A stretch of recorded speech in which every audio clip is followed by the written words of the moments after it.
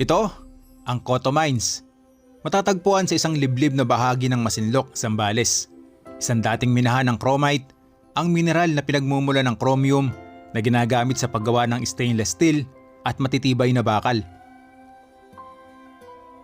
Natuklasan ito noong taong 1925 at pinatakbo ng ilang Amerikano sundalo matapos ang giyera.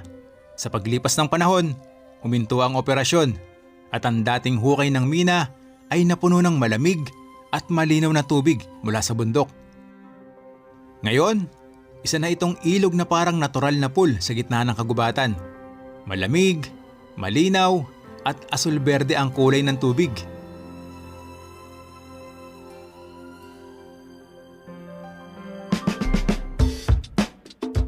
Pero bago marating ang lugar na ito, kailangan nating tahakin ng 24 kilometers na off-road. Malubak, mabato, at inabutan pa nga kami ng malakas na ulan, baha at putik ang sumalubong sa amin sa ilang bahagi ng daan. Pero sulit, dahil habang nasa biyahe ka, makikita mo ang tanawin ng bundok at ilog na siyang papawi ng pagod mo.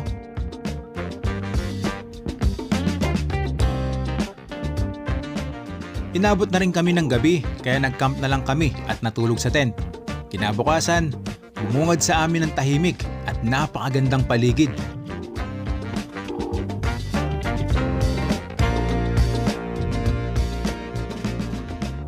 Dito mo mararanasan ang linaw at lamig ng tubig. Mapapatalong ka talaga para sumisid sa malakristal na linaw nito. Kaya masasabi mong sulit ang bawat kilometro ng biyahe para marating ang Coto Mines. Kung mas kilala ngayon bilang Coto Kids Pool.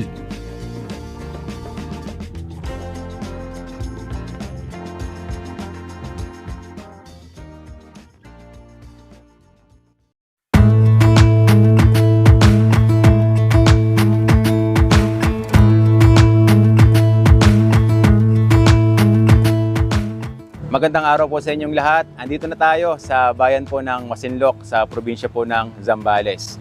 Kung napapansin niyo, yung building sa likod natin, ito po yung munisipyo nila. Andito po tayo dahil tinanong natin kung saan yung pinaka-tourism center dito po sa Masinloc dahil tayo po ay patungo ng Coto Mines.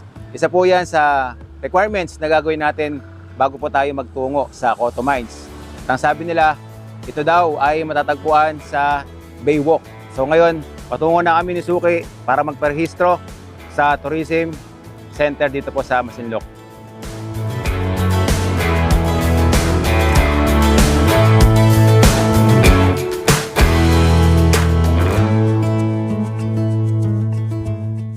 Okay, nasa biyahe na ulit tayo. So mula doon sa munisipyo po ng Masinloc, magmamotor pa tayo ng 4 minutes at mararating na natin yung tourism center sa may Baywalk.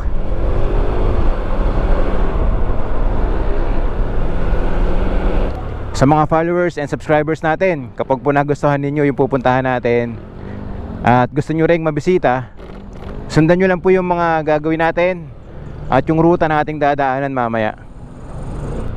Andito na tayo sa palengke. Malapit na tayo dun sa tourism center.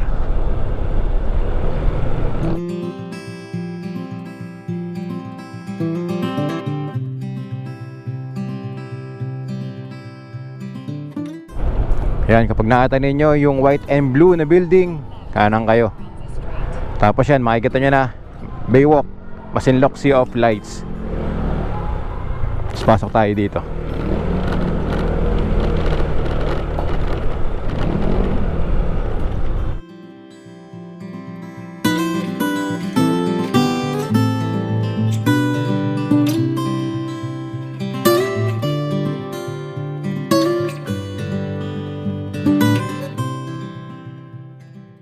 Okay, andito na tayo ngayon sa tourism center sa Baywalk area. Pasok na tayo para makapagtanong kung ano yung mga babayaran natin dito para makakuha ng permit.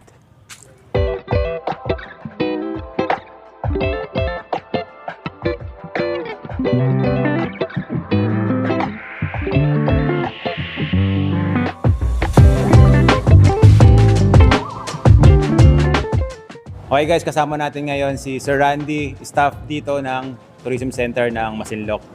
Yung mga fees po natin sa pagpunta sa Coto Mines Kids Pool.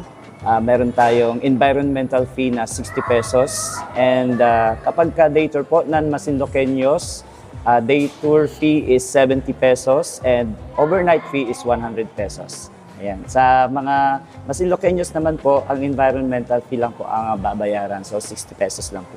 So dahil nga tayo ay day tour lang at hindi tayo lokal dito sa Masinloc, ang babayaran natin is 130 pesos. Pero Sir Randy, yung 130 pesos po na yun, meron po bang ibang babayaran pagdating doon? Wala na po kayo Ayun. So yung babayaran natin dito lang sa mismong pinaka-tourism center. Yes. Pagdating natin ng Coto Mines, wala na tayong babayaran doon.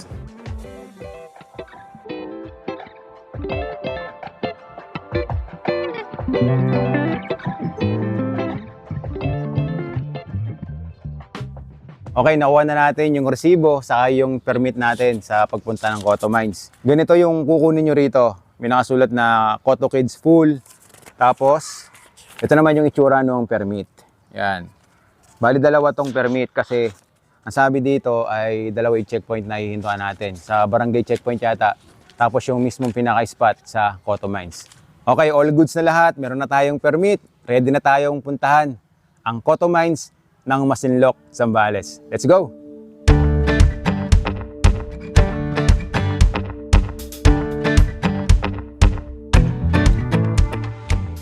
Tuloy po kayo sa Purok Nara 1-2.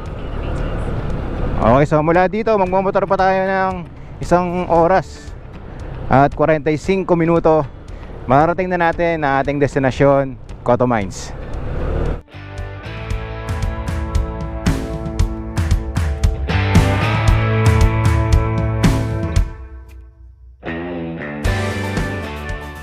Ito palang kalsada na dinadaanan natin. Ganito na pala yung kondisyon nito. Hanggang makarating tayo doon sa talagang off-road, yung puro bato na. Sabi ng mga lokal, gawa daw ng mga truck. Kaya nasira yung kalsada rito.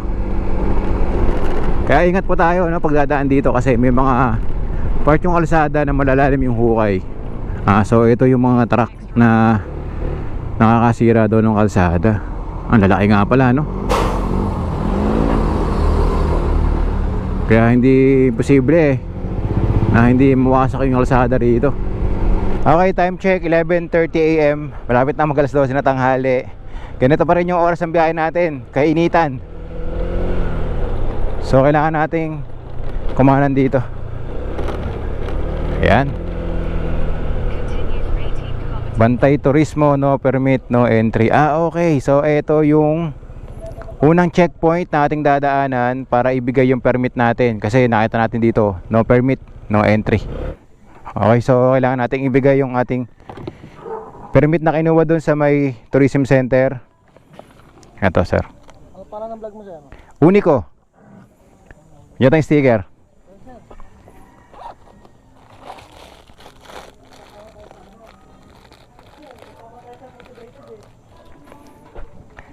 Ayan po. Unico. Dito po kailangan pa namin mag-register. Oh. Hindi na. Okay. Paperman niya lang. Nagkaroon tayo, sir. Okay. Maraming salamat po. Thank you po. Okay, so pinirmahan. Kinuha na yung isang permit natin. Tapos ito. Sinulatan 11:40 AM kung ano oras tayo dumating dito. Then after that, maibigyan natin yung permit dito sa unang checkpoint. Pwede na tayong dumiretso. At yung susunod na checkpoint doon na sa mismong Coto Mines. Okay, let's go.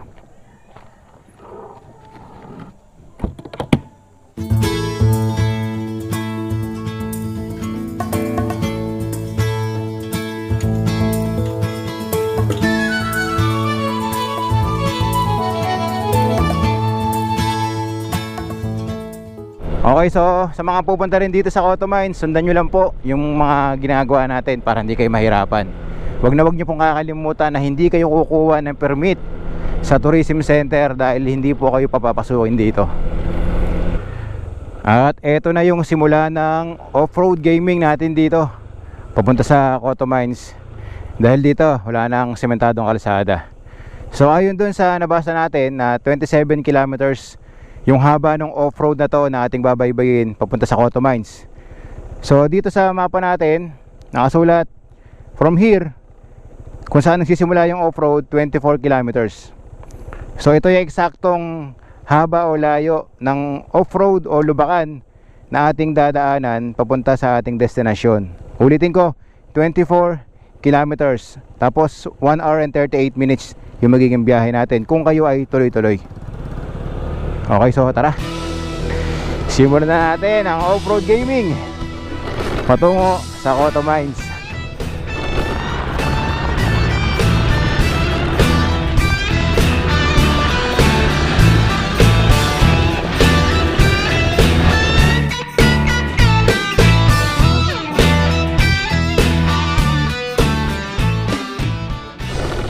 So sa bungad, ganito lang yung klase ng off-road nating dadaanan. Patag naman pero may mga bato. Wala pa tayong idea sa bandang gitna at dulo kung mas magiging matindi pa yung lubak o mas lalaki pa yung mga bato na ating dadaanan. And dito makapal yung mga puno, malilim. Sana hanggang dulo to, no? Para kahit off-road yung dinadaanan natin, presko pa din yung magiging biyahe natin. Dito sa kanan may mga malalaking bato, pero maiiwasan naman natin yan. Grabe yung tunog ng windshield natin. Alog na alog eh. Pasensya na po kayo, naririnig sa audio natin. Eto, palitang palit yung dinadaanan natin at mas palaki ng palaki yung mga bato. Yan. So dito sa part na to talagang mag-iingat na tayo. Talagang ramdam na ramdam mo yung bato pagka dinaanan mo. Yanig yung katawan mo. Pero yung mga ganitong klase ng daan, naniniwala ako sa kasabihan na difficult road leads to beautiful destination. Maraming beses na nating napatunayan yan sa mga ginagawa nating biyahe. Napapasabak tayo sa iba't ibang klaseng kondisyon ng daan. Merong sobrang hirap, merong sakto lang. Pero ang kapalit nun at nag-iintay sa atin isang magandang destinasyon na talagang magiging sulit yung biyahe natin kahit gaano kahirap.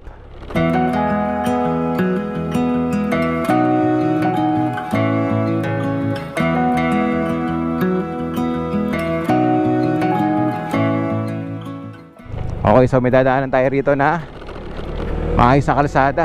Yan. Napapansin ko na parang bago pa lang yung kalsada na to. At mukhang dinedevelop talaga yung lugar na to. Posible na sa mga susunod na taon, okay na dito. Puro sementado na yung dadaanan natin. President Ramon Magsaysay State University. Ito pala yung eskwelahan dito. So tingnan nyo, mayroon palang maayos na eskwelahan dito kahit remote area. Ang galing, no?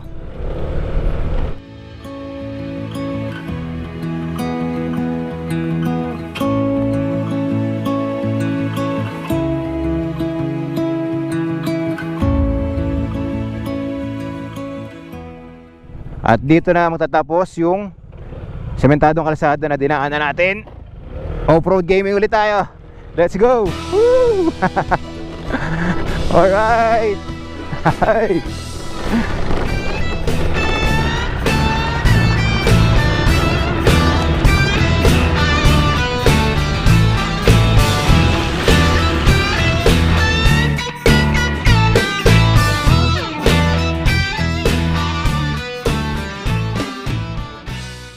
Oo nga pala, sa mga followers and subscribers natin na mahilig ding maglakbay at puntahan ng magagandang spot dito sa ating bansa, ang mai-recommend ko po sa inyo na gulong na pwede nyong gamitin is dual sport.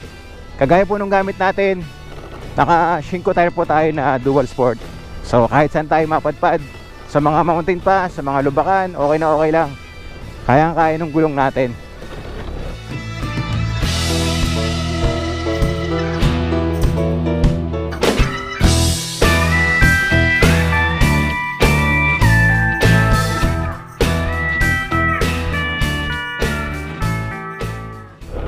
Okay, meron ulit tayong dadaanan dito na sementadong kalsada. Alright.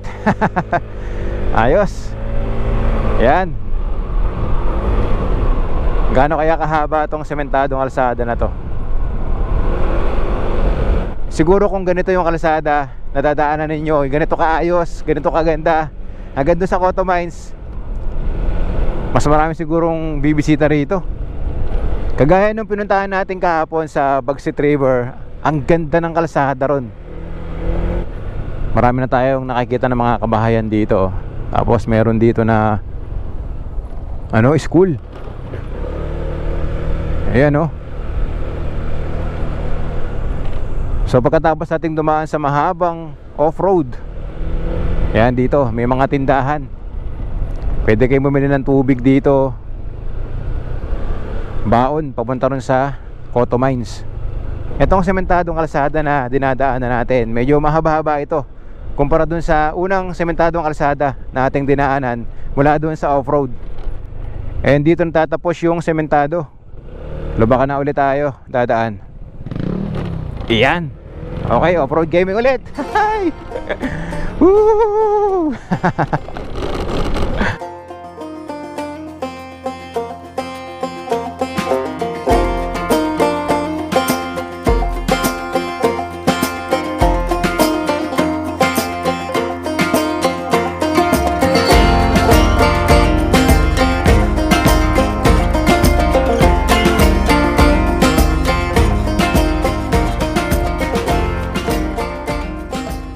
Inabutan na tayo ng ulan dito.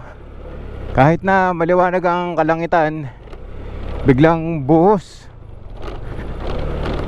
Malimit daw ang pag-ulan dito, sabi ng mga lokal. Ayan, makikita natin na may mga tubig din yung ibang daan. Sa mga ganito talagang mabubundok na lugar, pangkaraniwan na to eh. Yung maganda yung panahon, tirik yung araw, tapos biglang aambon, biglang buhos yung malakas na ulan. Medyo malayo pa yung biyahe natin, mahigit 1 oras pa para marating ang Cotto Mines.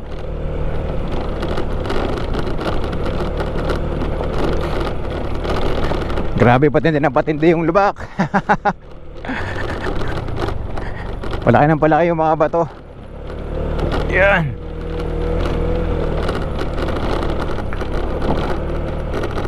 Tapos pakapal ng pakapal yung mga puno sa gilid. Dahil nga yung gilid na dinadaanan natin, mga bundok na yan.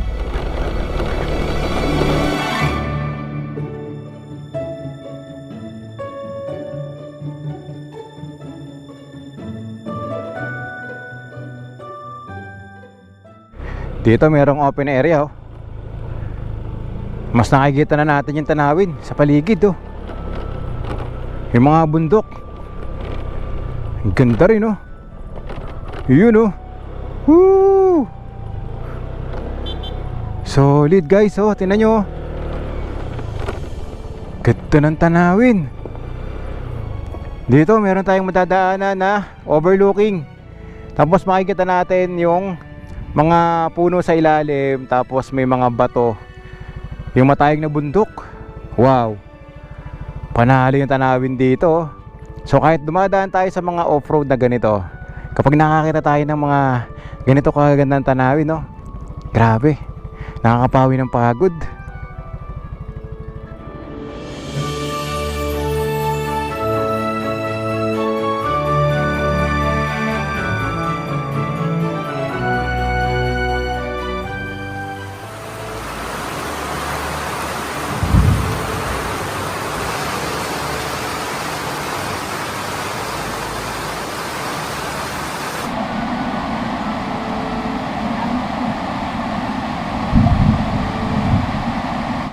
Inabutan tayo ng sobrang lakas na ulan, kaya na-stay kami dito ng 1 oras mahigit. Buti na lang yung mga bata na to, pinatuloy tayo dun sa may bubong na yun oh, tindahan daw yun. Maraming salamat sa mga bata na to, mabait. Yan, pinagluto pa tayo ng fishball tapos mangga. Maraming salamat Kathleen. Salamat. Okay, biyahe na tayo. Dito tayo inabutan ng malakas na ulan sa may magandang view na nadaan na namin. Hanggang ngayon yan, maambon pa rin kahit na maliwanag na yung kalangitan. Hindi maganda yung tempo natin dito pagpunta na ang Cotto Mines. Time check, alas 3 na ng hapon. Magbabiyahe pa tayo ng 1 oras mahigit papunta sa Cotto Mines.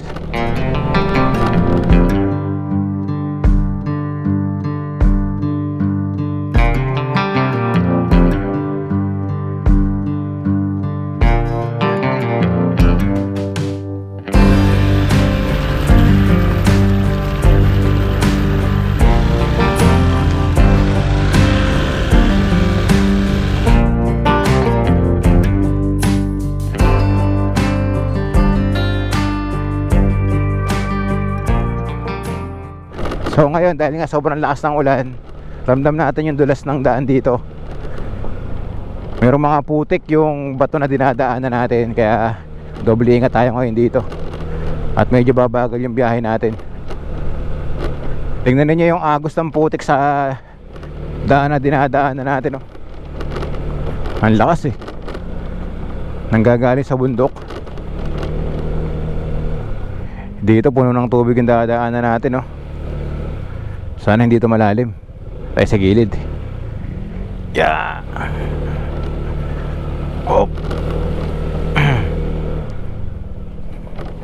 Alright. Mas naging adventure ginagawa natin yung biyahe. Dahil nga naabutan tayo ng ulan. Ito may tubig ulit. Ito tayo sa kanan. Panggilid-gilid lang tayo para hindi tayo malubog. Yeah! Woo! Medyo malalim yun, ah. Yeah!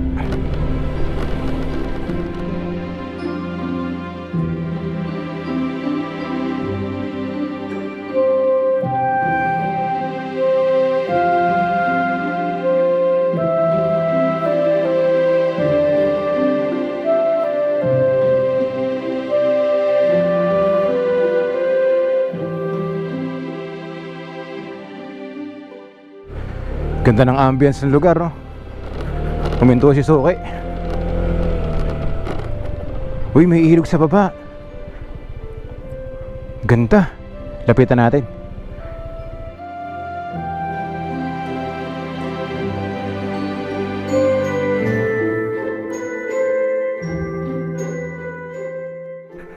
Meron kami nadaanan dito na spot. Tapos makikita na natin yung ilog. Tali. Baba. May tali dito para makababa dun, oh. Ang linaw din ng ilog na to. So etong ilog na nakikita natin, karugtong siguro to ng Cotto Mines.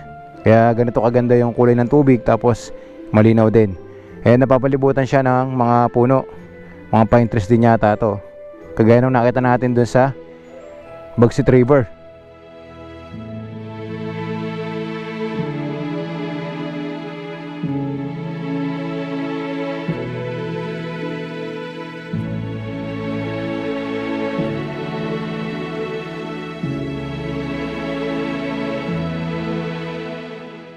Ganda ng ambience ng dinadaanan natin, no? Yung kombinasyon ng mga buntok na bato sa gilid, tapos yung mga pine tree, yung bundok sa harapan natin. Tapos syempre, kitang-kita natin dito yung ilog, oh. Relaxing din yung lugar na to habang dumadaan tayo, no? Wow. Hey!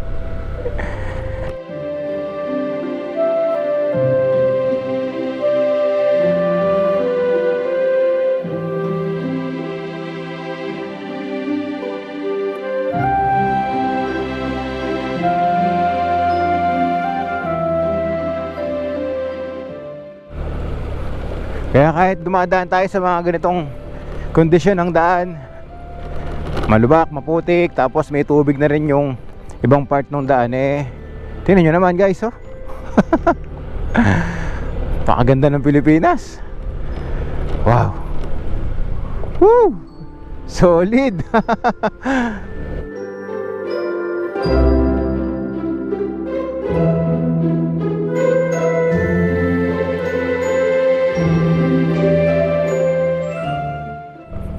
Ang dami yung dadaan ng ganito rito. Malilit na tulay. Tapos bakal yung ginamit nila. Siguro mula doon sa umpisa hanggang dito, mga 5 na siguro yung nadaanan natin ganun. Yan, gumanda na ulit yung panahon. Wala nang ulan at talagang maganda na yung sikat ng araw. Kaya mas may enjoy natin yung ginagawa nating ride papunta sa Cotto Mines.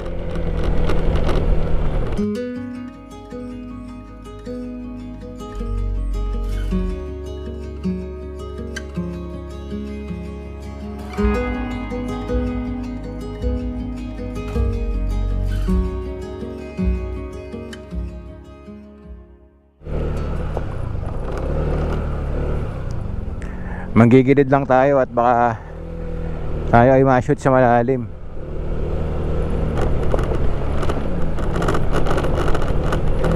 Kailangan yung balanse pag nagmumotor ka dito, dahil yung mga bato kapag nadadaanan natin, lumilikot yung manibela natin, oh.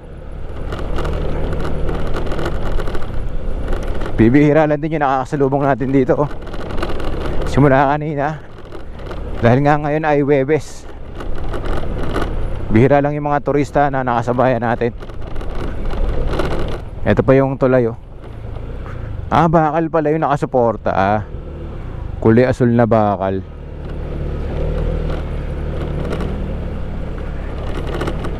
Ganda ng paligid, no?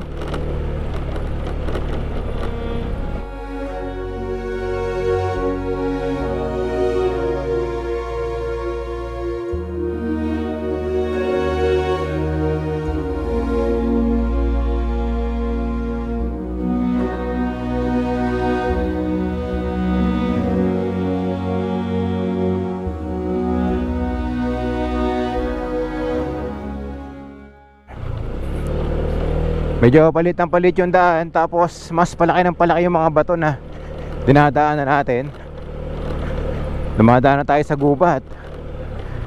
Kaliwa at kanan makapal yung mga punong kahoy na ating nakikita rito. May mga bahay din pala dito, ano? At tindahan, gas for sale. Ayos pala, ano?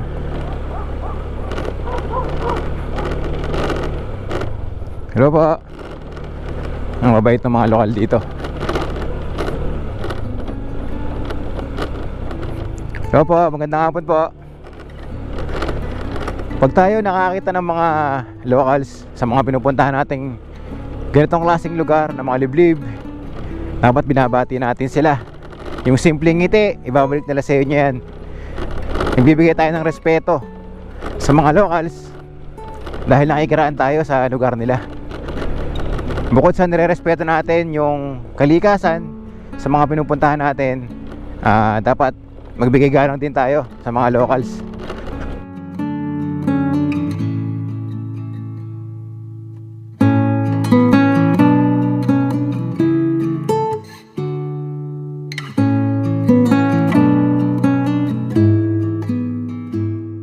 Okay, so nandito na tayo sa kilometer 19 Benguet Road. Dito yata yung pangalawang permit na iiwanan natin. Yung ginawa nating permit doon sa tourism. Ang ganda ng aso, American Bully. Hello! Hey, tapang. Tama na tayo dito. Alright. Hello.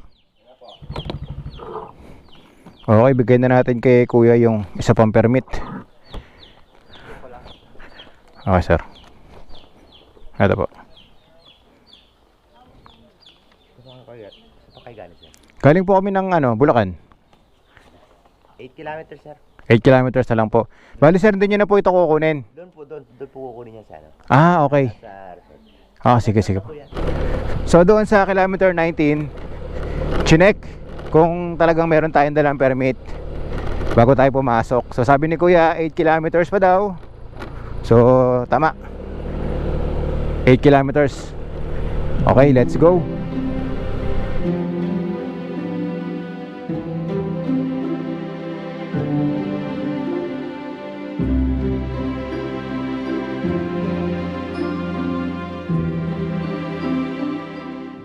Isang mahabang diretsong off-road yung dinadaanan natin.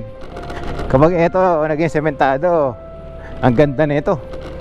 Kasi diretso eh.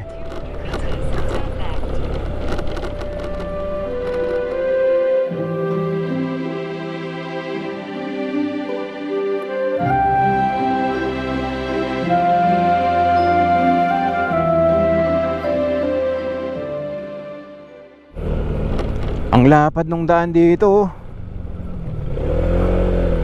Tapos dito asfaltado, pero sira na. At tingnan nyo naman yung magandang tanawin sa harapan natin, no? Nakaka-relax yung lugar na to. Ang lapad ng daan, tapos sa harapan mo, ganito yung scenery na makikita mo. Panalo. Solid, oh. Hi. Tapos meron pang rainbow.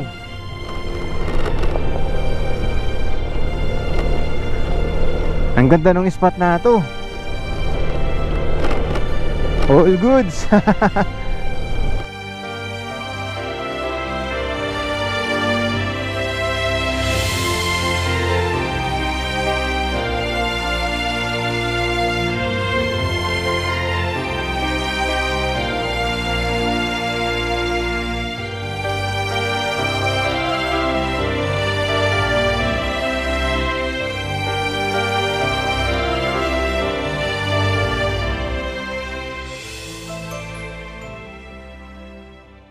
Ito, mas matubig na yung dinadaanan natin ngayon.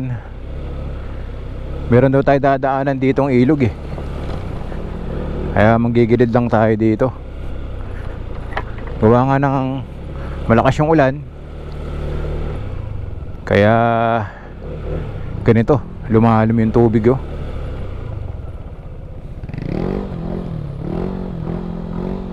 So dahan-dahan lang tayo dito. Medyo alangan tayo dito. Lusak. Okay, go. Let's go.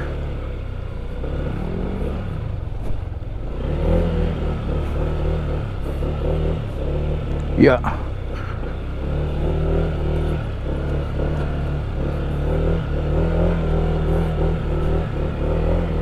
Yeah. Grabe, solid. Sa kabila.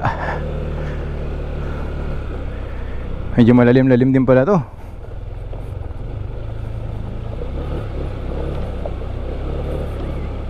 Yun, ito, bato to sa ilalim, kaya nakadaan tayo kaagad. Dito pwede na siguro sa gitna. Alright.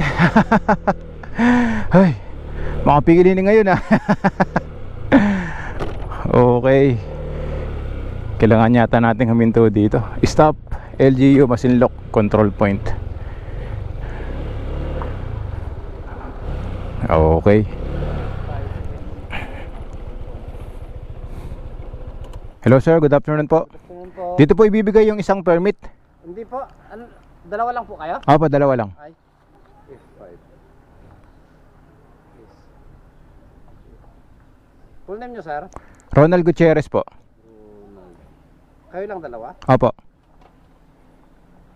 Galing po saan? Bulacan.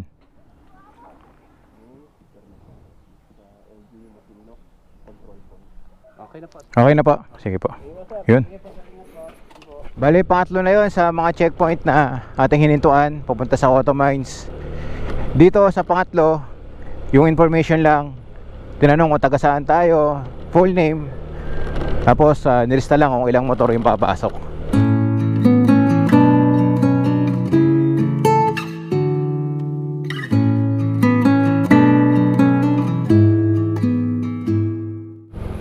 Meron tayong dadaanan ditong tulay ulit. Pero ito medyo mahaba-haba kumpara dun sa mga tulay na dinaanan natin sa off-road. Dito marami na tayong kabahayan na makikita ulit sa part na to after nung checkpoint. Imagine sa ganung kahabang off-road, pero meron pa ring mga naninirahan dito, no? Makikita natin dito merong covered court, eskwelahan. Maayos yung lugar nila dito, no?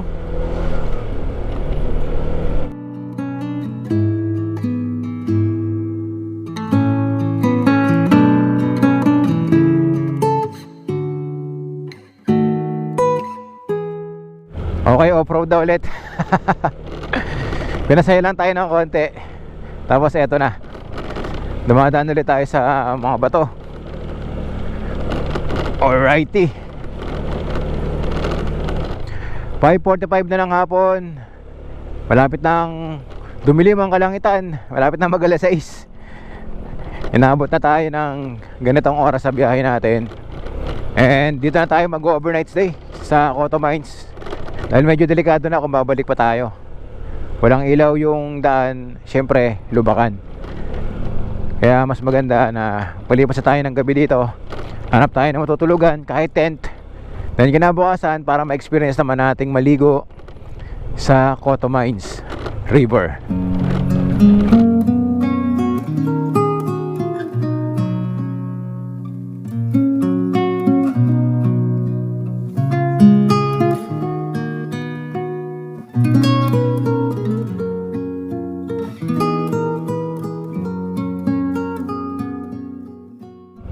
Meron ulit tayong dadaanan dito ang tulay, oh. Ito yung mas mahaba. Tulay na bakal. Tapos ilog dun sa ilalim, oh. Wow, ganda. Tapos ang daming puno ng agoo. Wow, nakaka-relax yung tunog ng ilog, oh.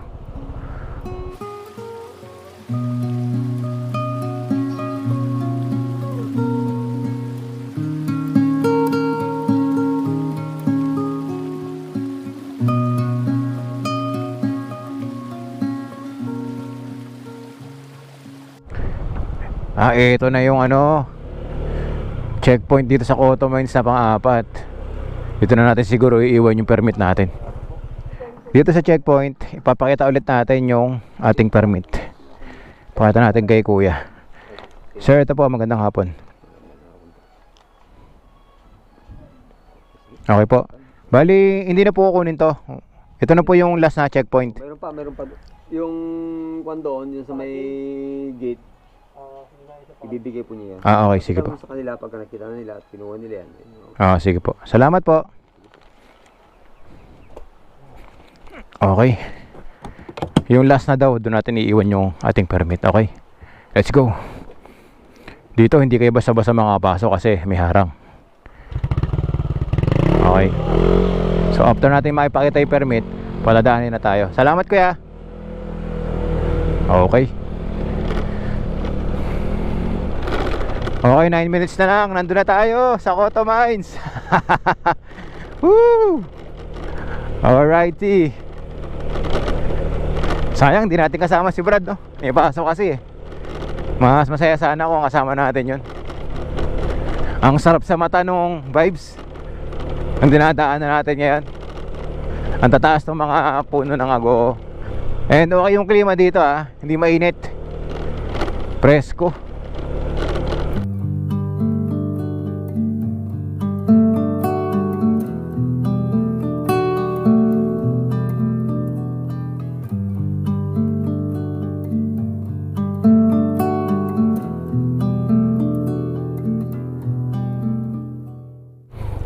Ito yung mga bahay na nakita natin kanina doon, na mga sira-sira na, no? Ano kaya ang history ng bahay na to? Mukhang ito pa yata yung nila dati, no? Noong time na active pa tong Coto Mines, pinakabahay.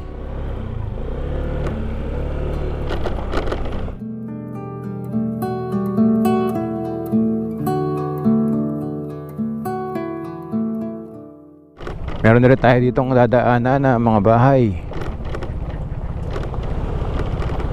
Magkakamukha yung bahay nila, oh. Tapos parang mga luma na. Kaya ang ganda eh. Gandang tingnan. Coto, Taltal, Masinloc, Zambales. Ito pala yung eksaktong address. Hello. Gitang bata.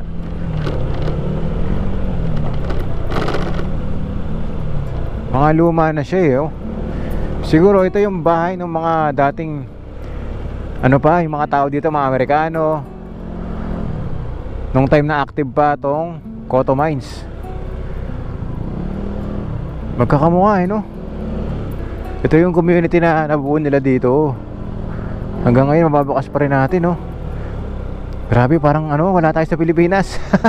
Ganun yung dating pag nakita mo yung mga bahay dito. Parang style US. Yung mga nakikita natin sa mga movie. Ganun yung itsura. In 600 meters,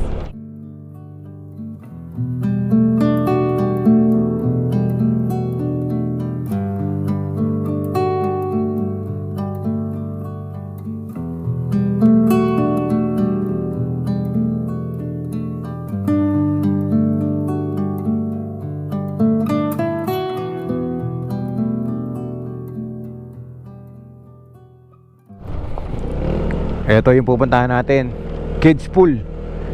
Yan, may nakasulat naman pala dito, to kids. Alright. Okay, may tindahan din pala dito. Yan, padilim na ng padilim yung dinadaanan natin. Natatakba ng mga malalaking puno. Puno ng mangga.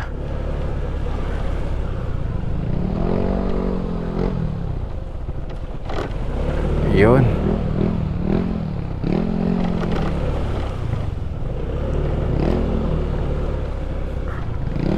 Medyo maliwanag pa pero dahil nga sa matataas yung mga puno na andito sa gilid, parang alas 7 na ng gabi. Eto, to kids pool. you have arrived. Okay, kaliwa tayo. Sabi ni Google Maps, arrive na raw tayo. Okay, pababa pala to. Yeah. Okay. Malalaki yung mga bato. Yan, konti na lang. Nandun na tayo.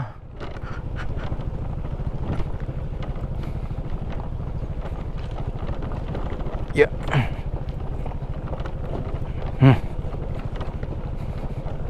Ito lang yung nakita ko na medyo mahirap sa mga dinaanan natin. Kasi mga off-road naman na dinaanan natin sa mula kanina patag. Ito kasi pababa na medyo may katarikan, tas mas malalaki mga bato rito. Pero kayang-kaya naman ang motor, basta mag-ingat lang tayo Yan, konti na lang. Nasa patag na tayo ulit. Yeah. Dito mas malalalim. Yeah. Yo. Op. May raw tire pat dito. Dito tayo dumaan. Op, yeah.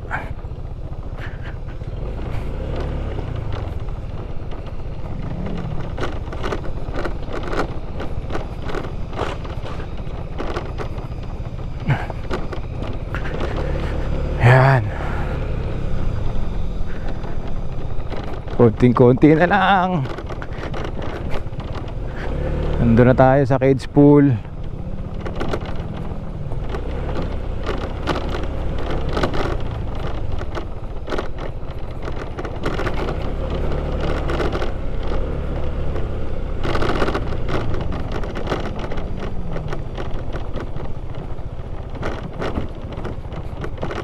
Yeah. Ay. Grabe. Yan nagkatawa natin dito.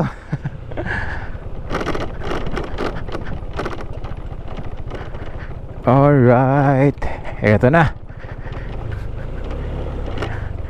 LGU Tourism Control Outpost. Okay, hinto tayo dito. Siguro dito natin iiwanan yung isang permit. Hello sir, good afternoon po. Yeah. Malapit lang pala, Bulacan. Opo, Bulacan lang po kami sir. Okay. Dito may pwede kaming matulugan. Wala po bang mga nagpaparke na dito? May nagpapark na po dito, kailang 500 po yan. 500 po. Dito tayo magtatayo ng tent sa pwesto na to. Ayan. Alright.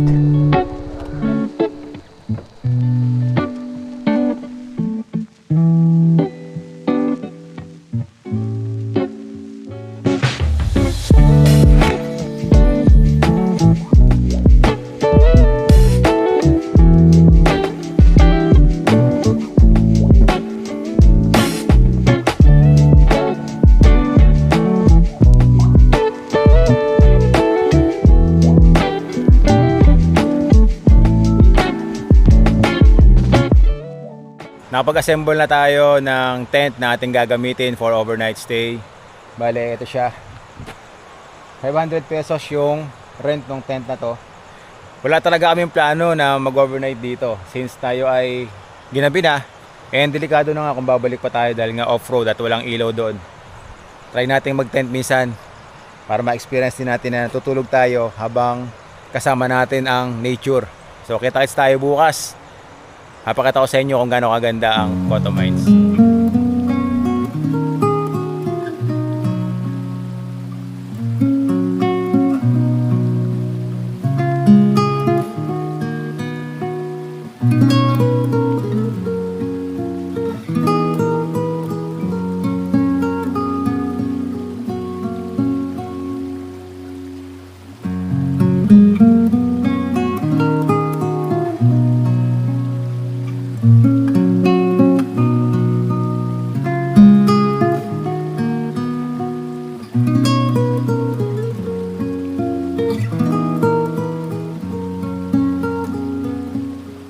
Good morning guys, isang malamig na umaga dito sa Cotto Mines. Okay din dito na mag-pitch ng tent, mag-rent kayo ng tent for 500 pesos. Tapos pagising ninyo, ganito yung view na makikita nyo rito. Yun. Tignan nyo yung tanawin, no? Refreshing. Makikita ninyo yung mga natataasan ng mga puno. Tapos, syempre yung ilog ng Cotto Mines. Ito yung setup ng tent natin. Tapos, dito nakapwesto yung mga motor namin. Merong isang malaking bato rito. Dito na kami kumakain. At ito yung almusal namin ngayon. Century tuna. Binili namin sa tindahan. Tapos, Magic Flakes.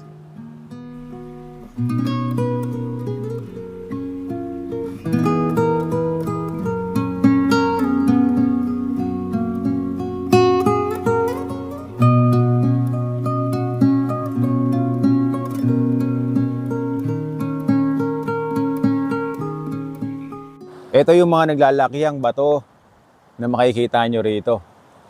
Ang gaganda ng mga itsura na siya namang nakadagdag ganda sa lugar. Tingnan nyo naman guys kung gaano kalinaw ang tubig dito. Crystal clear. Kahit ilagay natin yung kamay ko, kitang-kita pa rin natin sa ilalim ng tubig.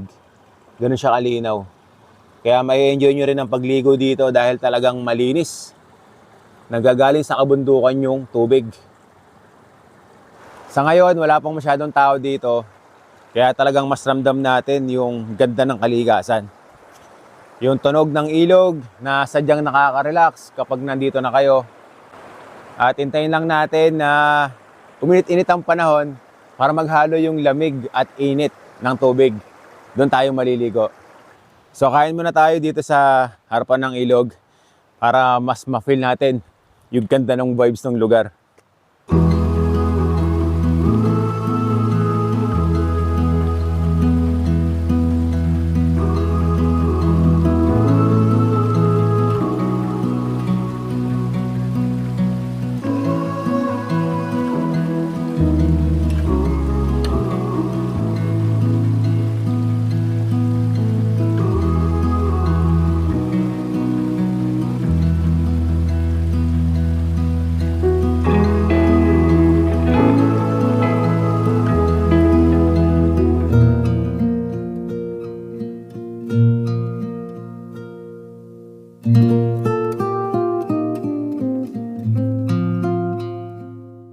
Dito sa Cotto Mines, meron tayong makikita ng mga bahay. At ayon doon sa mga nakausap natin na lokal, na itong mga bahay na ating nakikita rito ay ginawa pa daw ng mga Amerikano nung nag-ooperate pa itong Cotto Mines. Papansin natin yung disenyo na talagang magkakamukha tapos kinulayan nila ng color yellow. Pero wala tayong idea kung talagang ito yung original na kulay ng mga bahay na ating nakikita rito. Pwede tayo ritong mag-pitch ng tent. Kung mapapansin natin, meron siyang terrace. Pero hindi na tayo pwedeng pumasok dun sa loob. Okay yung pwesto na to, lalo na kung umuulan. Kumpara doon sa pwesto namin ni Suki, sa ilalim ng mga puno, kapag bumuhos ang ulan, posible na mabasa tayo. Pero pag dito kayo nakapwesto, mas okay. Safe kayo dito kahit malakas ang ulan.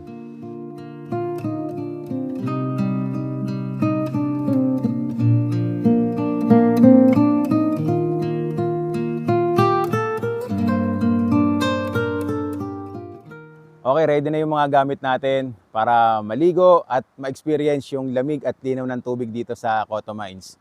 So mula dito sa pwesto natin kung saan tayo nakapark at nag-camp, kailangan pa nating maglakad siguro baka mga 3 minutes papunta doon sa tinatawag nila na kids pool. Dahil doon yung pwesto ng paliguan at doon din merong pwesto na pwede tayong tumalon doon sa may diving board nila. Okay, tara, let's go!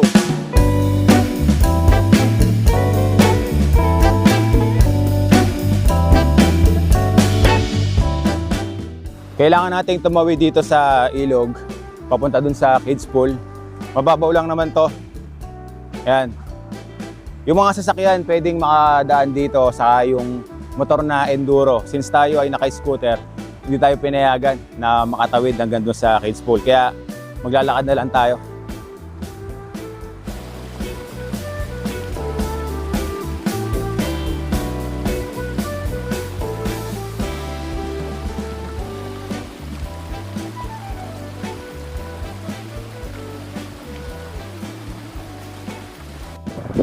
Grabe yung linis at linaw, oh. Wow, lamig ng tubig. Panalo. Woo! Yung vibes dito, parang ibang bansa. Pero nasa Pilipinas lang tayo. So bakit nga ba natin sinasabi madalas na kapag nakakapunta tayo sa mga ganitong kagagandang lugar, sinasabi natin na para tayong nasa ibang bansa. Sinasabi ko po yun at ang ibig sabihin, hindi mo na kailangang lumipad o gumastos ng malaki. Dahil dito lang sa Pilipinas, meron tayong napakagandang tanawin na maayalin tulad din natin o masasabi pa natin na parang mas higit pa o mas maganda pa sa ibang bansa. Kaya dito sa Pilipinas lang, pag nag-explore tayo, busog na busog ang mga mata natin sa mga tanawin.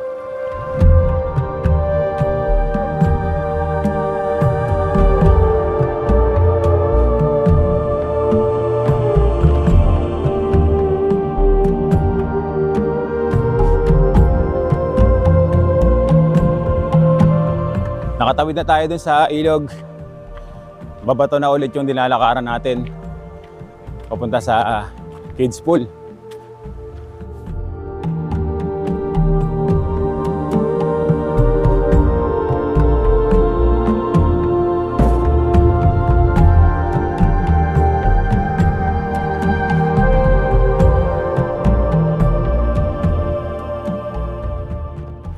Dito pa lang sa pinakabungad, makikita na natin yung ilog na may sobrang linaw na tubig. Oh. Kitang-kita natin yung mga iba't ibang laki ng bato sa ilalim ng ilog.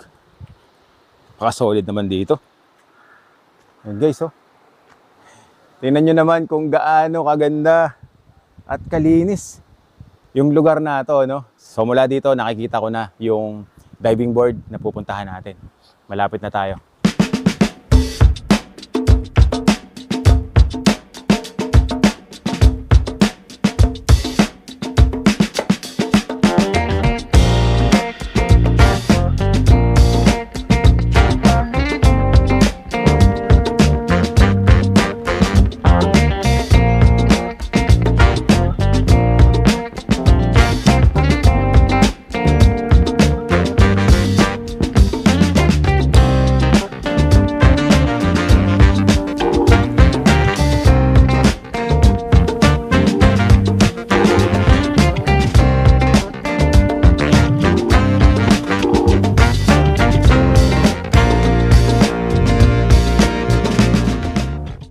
Okay, so andito na tayo sa may diving board sa Cotto Kids Pool.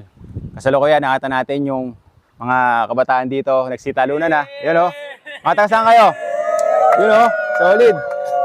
Mga taga-saan kayo? Mga taga dito na sa probinsya ng Zambales. Yun, si Suki, taga-saan ba yan? Taga-saan? So sila yung mga naabutan natin dito na naliligo.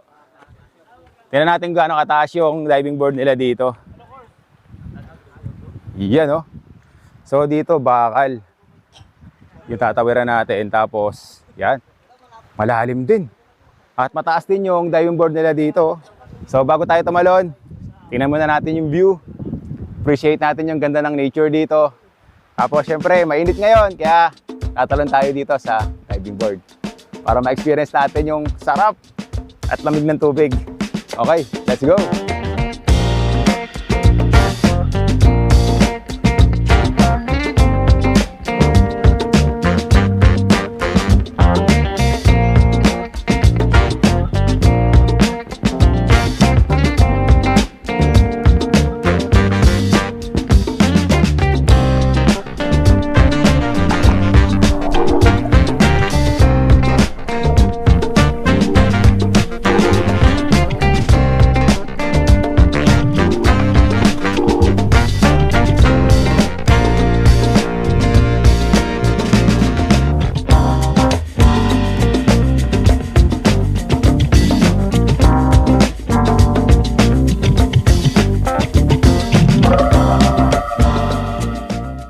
Okay, na-experience na natin na makaligo dito sa Cotto Mines. Talagang nag-enjoy tayo sa linaw ng tubig, linis at lamig. Dito, isa pa sa nagustuhan ko, wala pang masyadong cottages. Kaya talagang may enjoy mo yung nature dito. Yung kapal ng puno, saka yung mga bundok na makikita mo rito. Sobrang refreshing yung lugar na to dito sa Cotto Mines. At pag sisid mo nun sa ilalim, talagang makikita mo yung bato dahil sobrang linaw nga ng tubig. Kaya kahit dumaan tayo sa sobrang haba na off-road, enjoy na enjoy naman tayo nung tayo ay nandito na sa Cotto Mines dahil talagang masasabi ko na itong Cotto Mines ay isang paraiso.